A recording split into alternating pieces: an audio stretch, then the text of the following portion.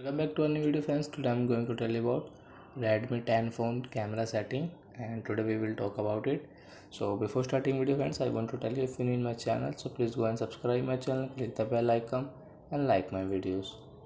So now let's start video friends. First of all, what will you have to do friends? Open your camera setting. And guys, I am going to tell you about Pro Mode camera setting guys. So guys, we will click on Pro Mode, and guys you can adjust. You can see guys, example for I'm taking this flower. So guys, now you can see color. So guys, you can use your Pro Mode camera setting in Redmi 10 phone guys.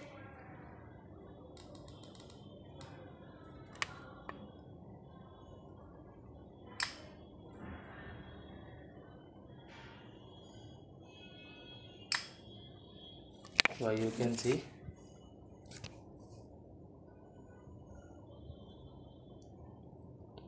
So I think friends, you have understood how to use Pro Mode camera setting in Redmi 10 phone. So I think guys, you have understood how to use it. So that's it friends. Thank you for watching my video friends. We will meet on next video with new topic.